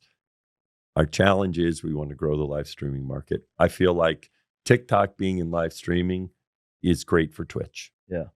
Right. They're going to keep innovating. We'll watch what they're doing. The interesting thing is TikTok is the first one that really started to innovate. All the other ones just basically copied Twitch. Yeah. Right. TikTok is doing different things. They're mobile first, so watch them and get good ideas. Yeah. And they introduce people to watch live streaming. Yeah. Right. And I love it when they introduce new audience to watch live streaming. Yeah. And then, Sketch is the poster child of the world I want to create, where you play around with live streaming, you get your toes wet on TikTok, but you said, nobody can tell me a live streaming star that became a star just live streaming on TikTok. Yeah. Right. When Sketch decided he wanted to live stream, Twitch was the place to be. Yeah. Right. If you're going to be a star as live streaming and transcend, Twitch is the place you want to be. Yeah, I agree. And there's so many creators. We can go on and on and on about this, about how they got these crazy contract offers from different platforms. And they're like, man, it reminds me of the story of LeBron getting a $10 million deal from Reebok. And he turned it down and he ended up getting 90 from Nike, where it's all right, I'm getting offered 5 million for the year, 10 million to sign with this X company, and like they decided to just stay with Twitch, and like they look back at it and they're like, thank God. Well, that's Kai is a good example. I mean, they were trying to recruit all sorts of folks. I don't know what they're doing, but and Kai was like, no, I mean, like, Kai is so much bigger than he used to be. Because he's like, no, and I'm going to keep building my brand. Yeah. And now he's on, McDonald's commercials and State Farm commercials and everything. And that brings in a lot of money when you can be, a huge, part of the thing that I think we also miss is by establishing our brand, our creators can bring in a lot of money because they are a streamer on Twitch outside of Twitch. I mean, I don't know what the numbers are, but a significant portion of Sketch's revenue doesn't flow through Twitch. Yeah. Right. And but it's because of his Twitch following and the platform we give him that allows him then to make a lot of money through other channels. Absolutely. Speaking of Kai, how's your do you have a relationship with him? We get along. We Kai and I get along very well. Do you guys speak often? Is he like, is it like on a texting basis? You guys calling or like? We're not on a texting or calling because I don't think anyone is because he's so damn busy, right? But like, when I was in Atlanta, I was in Atlanta 3 months ago, right? So I went by the house and I saw him, and if we're when our paths cross, nice. We we'll usually we'll usually see each other, but he's very busy. Nice. I wasn't sure. I was curious, maybe like if some of the there's exceptions in the streaming world where it's like obviously every big streamer has like their Twitch partner, that like kind of or their rep that kind of like oversees them. I wasn't sure if like you specifically go in for like some of like the biggest creators on the platform. Where I think it's like they all just have their reps, and they all have reps, and I have it's purely based upon certain ones I've gotten to know, and they may text me, right, if they have a question, and some only go through primarily go through their partner manager. So it's not like it's and there are a lot of small streamers that I have good friendships with that I know. So it's more just like depends upon the relationship, All right, I want you to give me, and this is unbiased completely. Does not have to be related to your personal connection. Just want to make that very clear. Top 5 streamers you see in terms of just like stardom and name in the next 5 years? Well, here's the thing. I'm not going to say, because I always shy away from any of the top X, okay? Because invariably, when I think of it, I'm going to think of someone and I'm going to forget somebody. Okay. Right? Of course. And so it's not about the top. It's more about, pick some streamers that you think are like, going to keep developing, right? Let's restructure that. That's all I said, and it'll just be what's off the top of my mind. Yeah. Right. So if you had to name a few streamers that were like going to be developing into the next big, it's very, it's tricky because I'm not good at like, nothing I'm going to say here is going to be prescient, right? So I'll just pick names off. Obviously, Kai. I think Kai still has a long way to go. Yeah. Right. So I think I'll talk about Kai for a second. I think Kai is very interested in pushing the boundaries of what is live streaming and what can you do in that platform. Yeah. And I think he's going to keep pushing boundaries. There's some things he has coming up that I know about that'll be like, that's him pushing boundaries. So I think, and as he pushes boundaries, right, then others are going to keep following suit, right, and forming. Mr. Beast. I find interest. I think of that. I kind of, mostly because I've often hung out with them together. I think both Jinxie and Sketch are very interesting in that kind of young, energetic, trying to figure out. They both were very. I spent time with Jinxie about how he thinks about how he keeps, growing and developing and innovating in content. I find Queso is a really interesting one. He's entertaining. He's entertaining. And I don't like. It'll be interesting. Like he's going to be trying to collaborate with some other folks now. I know. And the thing I really find interesting about Queso too is I think it goes after a demographic that Twitch doesn't always match as much, and I think it is a big demographic in terms of more rural. More rural people. Like the world is full. Of people, and I was on a call with him and his mom and his dad, and they're just great, kind of salt of the earth, and that's a huge part of America, right? And that's not the sexy LA, right? And so I think it'll be interesting because I think it opens up live streaming to a different demographic. You know, Cinna's been doing a lot lately, right? She lives in Austin. Yeah, I know. Yeah. And I find and I think she's been doing great. And it's interesting. I was, you know, I first met Cinna on a stream of JoJo the Mofos that I went on. And I didn't know Cinna because she came on this show that he did, and I met Cinna. So let's see. I should think internationally. Who Lydia Violet I find is I don't know if you know her. She's out of the UK. Okay, and check her out. I think she's a very interesting creator. Anyway, I know you know, they're 12. I'm not thinking of now. What I need to do is, no, and this isn't in any way like you not thinking somebody that you didn't mention. Yeah, that's the point. That's why I don't try to do top 5. It's just more part of it, but the context affects like who I'm. You know, actually, I think I left the whole FaZe crew out, right? Yeah, and I think it is very impressive what FaZe did in getting that crew.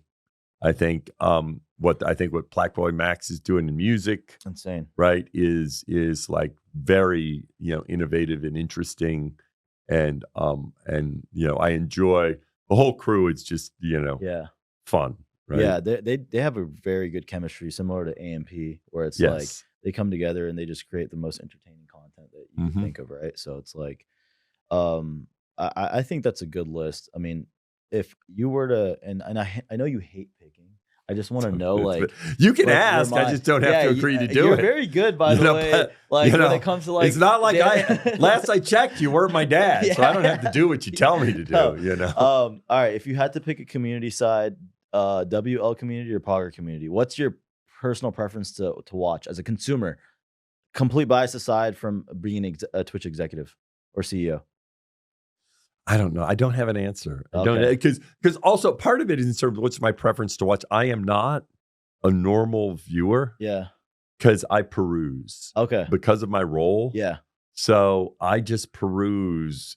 And so I just don't, unlike other areas where like, God, I love this show or that show. Yeah.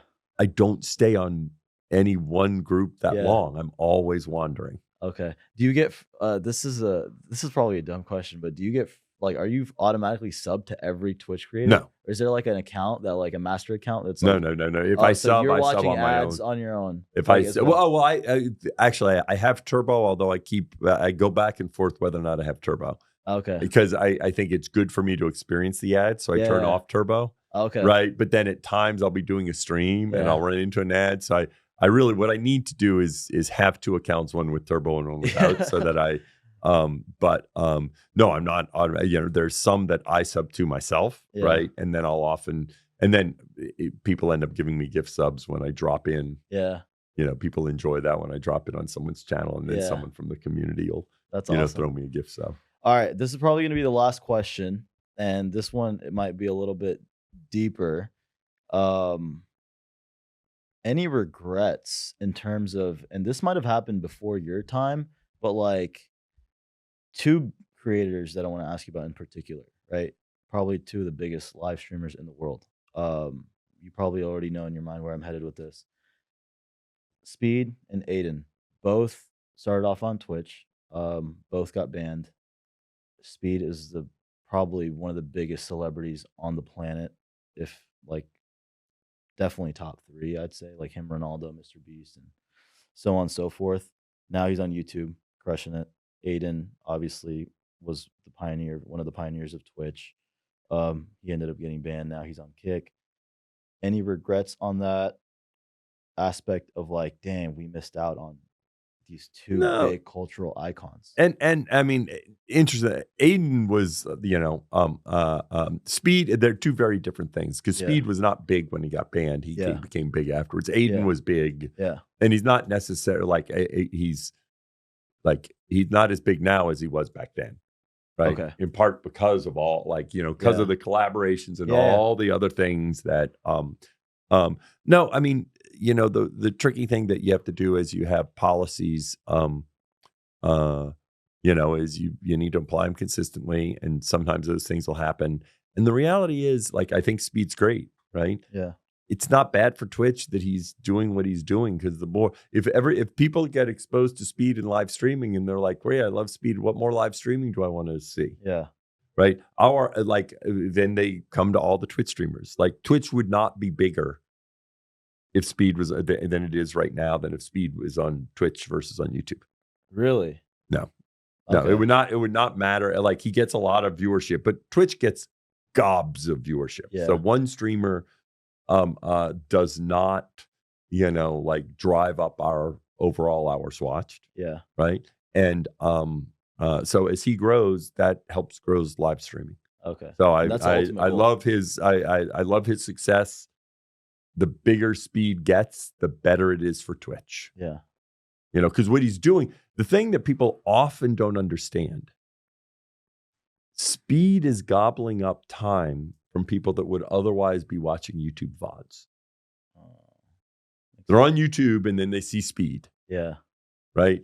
He's not gobbling up time from people that would otherwise be watching fill in the blank live streamer. Yeah. So the hours, but those people that are on YouTube, since they're on YouTube, they wouldn't suddenly, right? Because they happen to be on YouTube, and they go to YouTube because they want to be entertained on YouTube. So speed being on YouTube grows the market. It doesn't take it from Twitch, because it's more people that otherwise would be watching a YouTube VOD are now watching a live stream. So that's a great thing. Yeah. And if, like, let's assume now Mr. Beast doesn't really like streaming, and I think if he did stream, he'd want to stream on Twitch, right? Yeah. Which he did for his launch and all that, right? Yeah. But suppose Mr. Beast decided to stream once a week on YouTube. Yeah. Lots of people would be watching him. Yeah. It would not take anything from Twitch. It would be more people watching live streaming. Yeah. Because they're Mr. Beast fans. Yeah. Right. And so that might lead them to that's go on good. Twitch. Yes. And they're like, this live stream thing is cool. Who else are some big? Let me check out Kai. Yeah. Right. And so that mindset of, it's a limited pie, what's my share of the pie? Yeah. That is you have that mindset if you're selling detergent. There's nothing you can do in selling detergent to get people to wash their clothes more. They're not going to have more dirty clothes because you have some kick-ass detergent, right? If you have kick-ass entertainment, you get more people watching live streaming. Yeah. And so the game is more people watching live streaming. Okay. Anything else you want to speak about? I know we're on time exactly. It's 3 minutes till we have. No, I mean, it's a good way to end it. I think it's always good to take a step back when you end these things. And I think especially for those people that, I think most people listen to this are probably familiar with live streaming and watch Twitch and all that. But if any don't, I think the thing that so many people don't get is, live streaming isn't just about entertainment. It's about belonging. Yeah. As human beings, we are biologically designed to want to connect with other human beings and commune. That's why we survived, was because of our need for other people. And it's not by chance that evolution figured these things out and figured out this desire to be with other people and to feel connected. I think social media arguably is antisocial now. Yeah. Because sitting and swiping by yourself on the phone is not social, actually. Yeah. It's very isolating. Very isolating. Right. And you even feel worse about yourself. Yeah. Right. Because you're comparing yourself to other people. Right. You feel bad about yourself. Right. I'll use an example, actually. If I post something on Twitter and then I read the responses, I feel shitty because they're just people that'll just say stuff. If I stream on Twitch, those people don't come out because I feel good about everybody saying positive things, right? And then you feel that from the community, because when you watch, you feel a connection with other people and they're supporting, and we're looking for that, connection and belonging. And, the number of people I meet that meet their spouse from Twitch or meet a good friend on Twitch. Yeah. I struggle to find anyone who met their spouse on TikTok from somebody else commenting on a TikTok, right? That just doesn't happen. And so I do think there's something really special about that community experience and that sense of belonging that you get, but it only comes with time. The interesting thing is, as human beings, all of our deep, meaningful relationships start with light, shallow interactions, repeated over a period of time.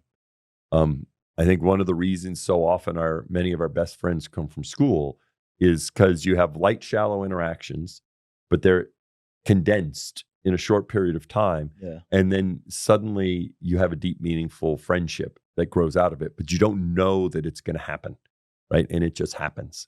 And community comes from spending shared time together. Yeah. And that's the reason Twitch has a different community experience than YouTube or TikTok or any other platform, because they have a big audience, but they're always swiping on to the next thing. Yeah. Because that's what their site is designed for. Yeah.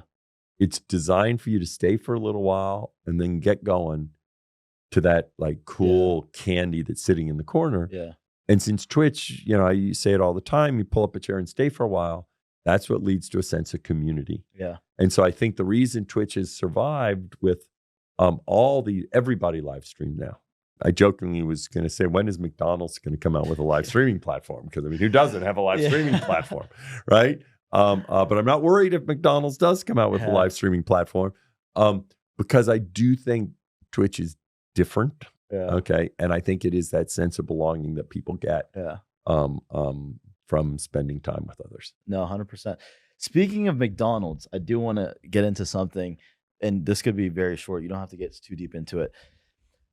Brand marketing has changed through Twitch, and a lot of the brands that are like more in tune and hip, they're realizing that they can go on a streamer's stream, right?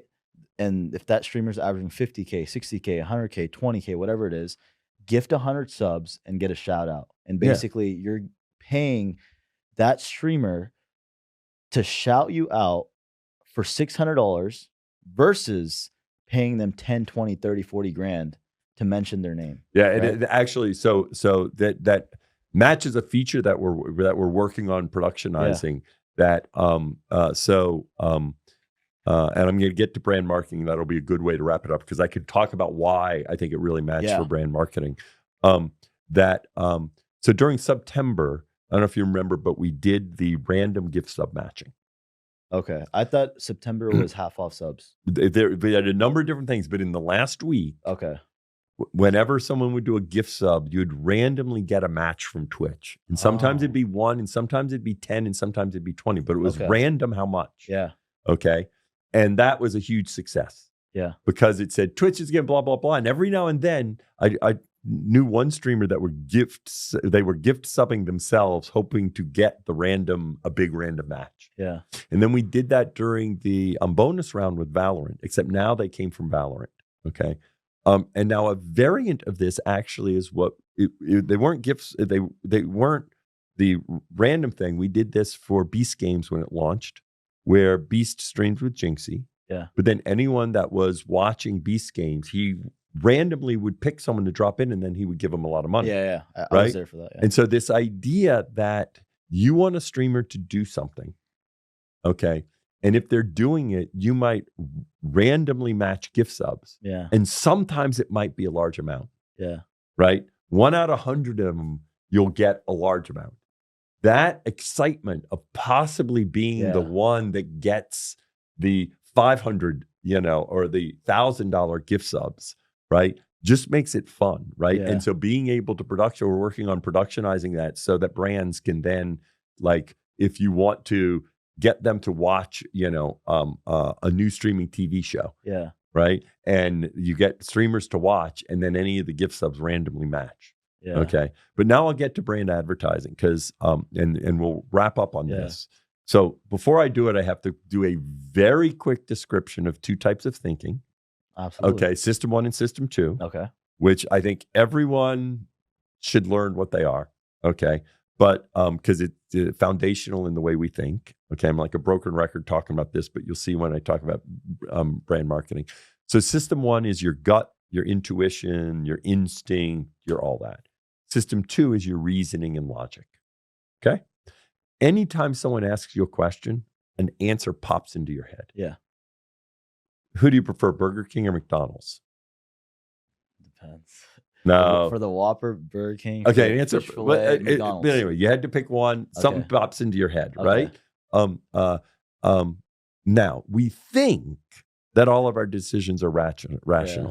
So suppose you said McDonald's, and I'd say why? Okay, or if you said McDonald's, you say, oh, because of the fish fillet. That's why I like it so much. Or you might say, oh, I think McDonald's fries are better. Yeah. Okay. Basically, whatever answer our system 1 brain gives us, our system 2 brain comes up with a rationalization. Yeah. And the primary purpose of our reasoning brain isn't to think logically about what we believe. It's to come up with a rational explanation of what our system 1 brain told us. That's to justify your gut feeling. It's to justify your gut feeling. And that's exactly why we have the divide in our country. Yeah. Right? Because the people that are on the left can justify their gut feeling, right, with their gut feeling. And 90% of our decisions we think are justified by what we reasonably think is the best. 90% is this is the way our brain works because it takes energy to use your system 2 brain, and our bodies evolved to be lazy. Yeah. Okay. And much of our system 1 brain beliefs come from what our friends believe. Okay, which is exactly what is happening. You see in the country. You're influenced by your surroundings. Now let's get to brand marketing. Brand marketing is about programming your system 1 brain so that when you walk into a store and you have a decision to make, your system 1 brain is giving you an answer, right? Where am I going to stop for fast food? Wendy's, McDonald's, whatever the answer pops into your head, they're trying to program you, okay? The reality is sometimes when you say, oh, the fries are better at McDonald's, the right answer is, well, because when I was a kid, they had all these commercials with Ronald McDonald and the Happy Meal, and it made me feel happy to eat at McDonald's. And so I feel happy, even though I may not. Like, the brand marketing worked, okay? I do want to pop in for that. Isn't it crazy how Ronald McDonald was a scary clown? I know. And he was associated to happiness. I know. They did an amazing job.